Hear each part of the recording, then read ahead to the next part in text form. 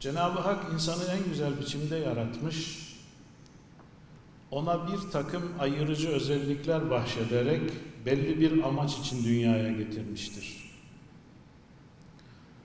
Hayat yolculuğunda insanı diğer varlıklardan ayıran en önemli özellik, onun hem maddi hem de manevi yönünün bulunmasıdır. İnsan hem fizik alemle hem de metafizik alemle irtibatı bulunan müstesna bir varlık, kamil bir varlıktır. Onun için bu iki yönünü birbirinden ayrı asla düşünemeyiz. İnsanın biyolojik ihtiyaçları olduğu gibi psikolojik ihtiyaçları da vardır. Beşeri gereksinimleri kadar manevi ihtiyaçları da bulunmaktadır. Fıtri bir eğilim olan inanma duygusu, söz konusu manevi ihtiyacın bir yansımasıdır. Zira insan yaşadığı hayatı, ölümü ve tüm varlık alemini inancı sayesinde anlamlandırabilmektedir.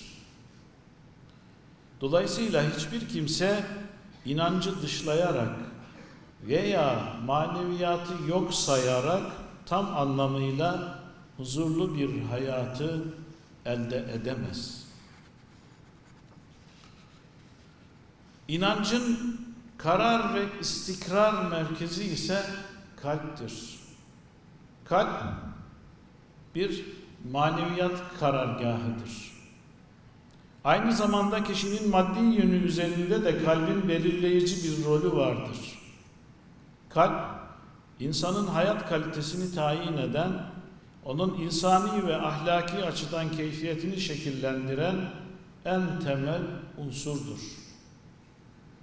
Nitekim sevgili Peygamberimiz sallallahu aleyhi ve sellem Efendimiz, dikkat edin, vücutta öyle bir et parçası vardır ki o iyi, doğru ve düzgün olursa bütün vücut iyi, doğru ve düzgün olur. O bozulursa bütün vücut bozulur. Dikkat edin, o kalptir buyurmaktadır. İnancın ve hayata yön veren duyguların merkezi olan kalp ne kadar sağlam olursa insan o kadar güçlü ve güvende olacaktır. Kalp ne kadar iyi ve güzel olursa yapılan işlerde o derecede o kadar iyi ve güzel neticeleri doğuracaktır. Diğer taraftan insanın hayat serüveninde karşılaştığı zorluklarla mücadeledeki başarısı kalbinin sıhhat ve safiyetini korumasına bağlıdır.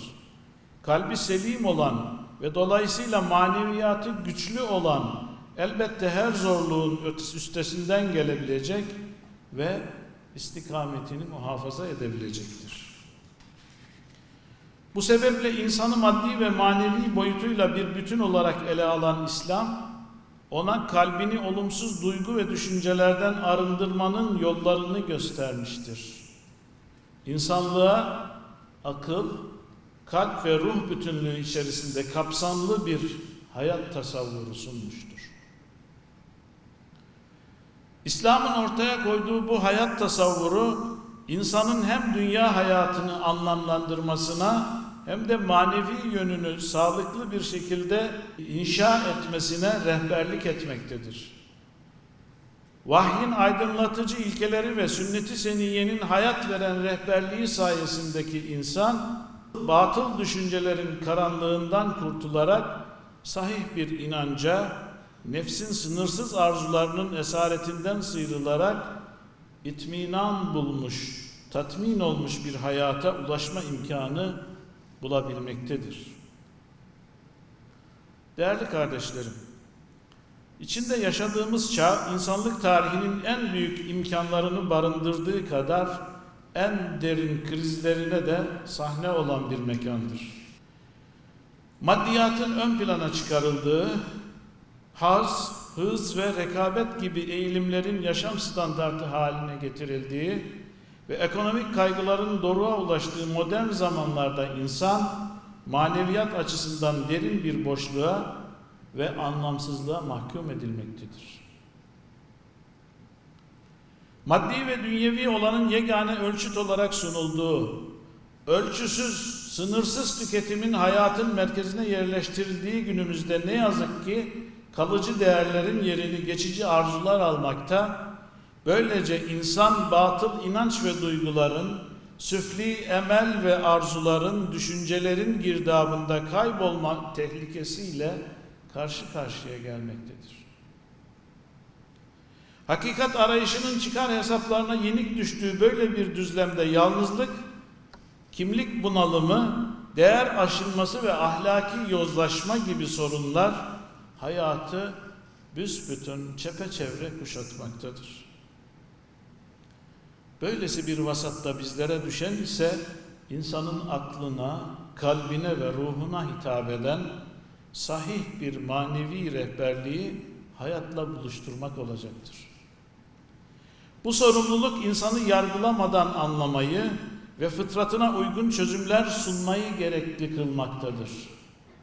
Zira modern insanın en büyük ihtiyacı daha fazla bilgiye ulaşmak değil, ulaştığı bilgiyi anlamlı bir hayat tasavvuruna dönüştürebilmektir.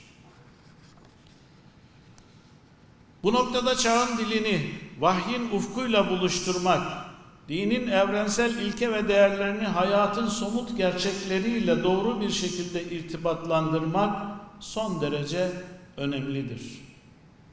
Kıymetli arkadaşlar, manevi rehberlik problemleri sadece teşhis eden değil, onlara çözüm üreten, yalnızca zihnine değil gönlüne de dokunabilen bir yaklaşımı zorunlu kılmaktadır.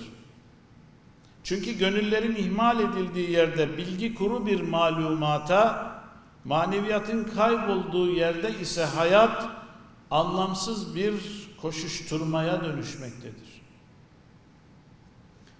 Bu sebeple manevi rehberlik alanındaki tüm çalışmalarımız insanı yeniden kendisiyle barıştırmaya, fıtratının sesini duymasına yardımcı olmayı, yaratılış gayesini hatırlatmayı ve onu hakikatle buluşturmayı hedeflemelidir.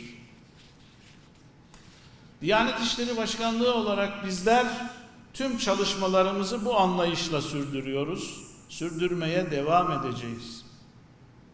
Gençlik ve Spor Bakanlığı'yla, diğer kurum ve kuruluşlarla bu hedefler doğrultusunda hizmetler üretiyoruz. Aziz milletimize ve özellikle geleceğimizin teminatı olan gençlerimize yönelik rehberlik faaliyetlerimizi ibadet, aşk ve şevkiyle yerine getirmenin çaba ve gayreti içerisindeyiz. Amacımız modern çağın bireyselleştirici ve yalnızlaştırıcı etkileri karşısında gençlerin akıl ile kalp, bilgi ile hikmet, madde ile mana arasında anlamlı bir bağ kurmalarını sağlamak ve sorumluluk bilincine sahip bireyler olarak geleceğe hazırlanmalarını temin etmektir.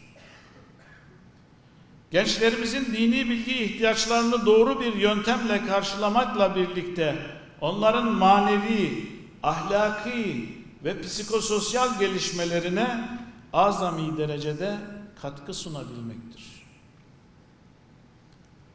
Biz istiyoruz ki gençlerimiz öncelikle büyük bir milletin ve medeniyetin mensubu olduklarının farkına varsınlar ve kendileri için bu minvalde bir hayat ve gelecek inşa edebilsinler.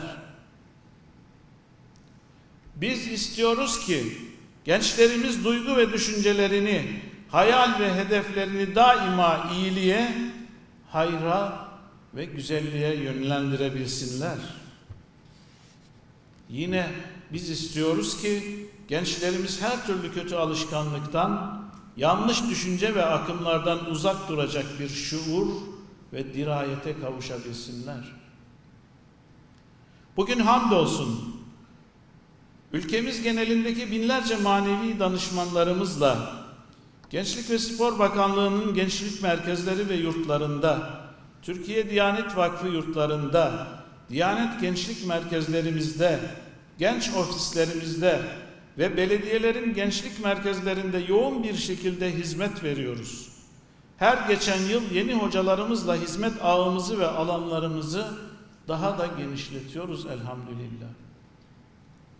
Belli periyotlarla düzenlediğimiz hizmet içi eğitim seminerleri ile de bu alanda hizmet veren personelimizin bilgi, beceri ve tecrübeleri ve donanımını en üst seviyede çıkarmanın gayreti ve çabası içerisindeyiz. Değerli arkadaşlar, sizler milletimizin umudu olan gençlerimize hizmet edeceksiniz. Samimiyet ve fedakarlık isteyen, sorumluluğu ağır bir görev icra edeceksiniz. Bu görevi büyük bir hassasiyet ve zarafetle yerine getireceğinize olan inancımız tamdır.